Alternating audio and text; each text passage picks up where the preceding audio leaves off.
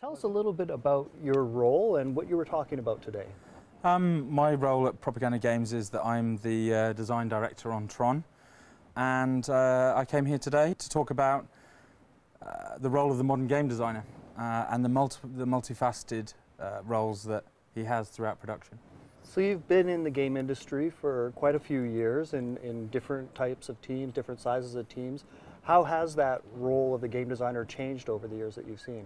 I think it's changed drastically. I mean, I came into the industry just after the era of bedroom programming. In fact, the brothers who set up Codemasters, Richard and David Darling, had just stopped doing that, moved to what we call the farm in Southam, and started producing product on a much larger scale.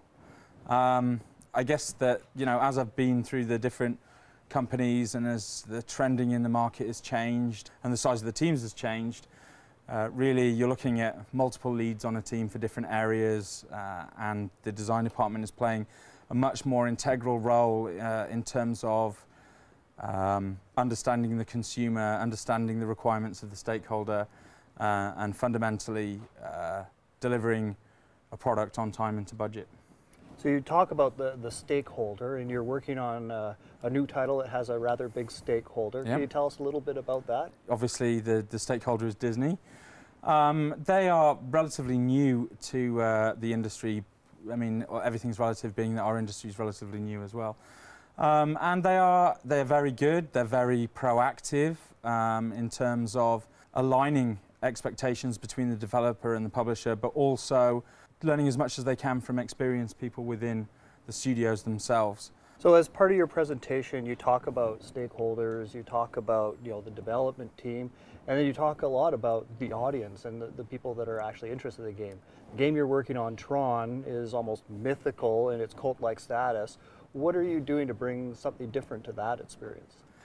We definitely have done something very different with Tron, and it's something very relevant. And I think that old school fans of the franchise are going to embrace it, and I think that a large, section of the audience or of the market are going to embrace as well, specifically if they've never heard of Tron, which you'd be surprised or not surprised to know is definitely quite a large section of the market. So.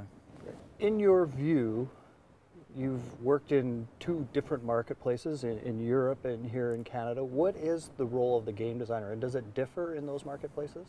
It definitely differs, and I think that more so in the UK, the role of the game designer is much more siloed or much more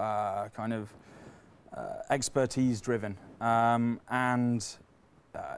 suppose it's more up to the GM or the executive producer in the UK to be more kind of savvy in regard to the stakeholder and the consumer.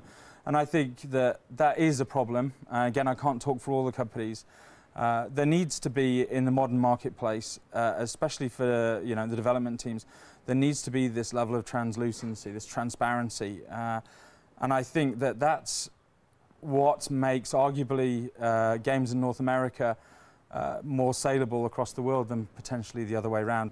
Tell me about your experience here in Vancouver in the game industry, and do you see that evolving or growing?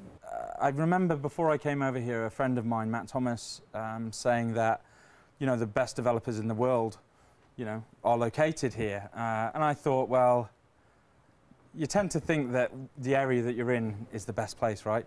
And I was very positively surprised when I got here to see such amazing talent. I mean, for example, at EA, some of the engineers there and the gameplay groups are stunning on the project I worked on.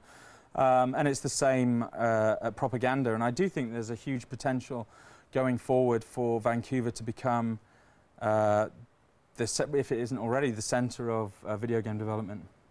What piece of advice would you give an aspiring designer if they wanted to come in and do the types of things that you do? It's not about what you know, it's about how you go about learning what you don't and communicating that. Listen, learn, and be mindful of your other teammates and the goal of your product. Great. Well, thank you very much for being a part of the Game Design Expo and doing this. Thank you.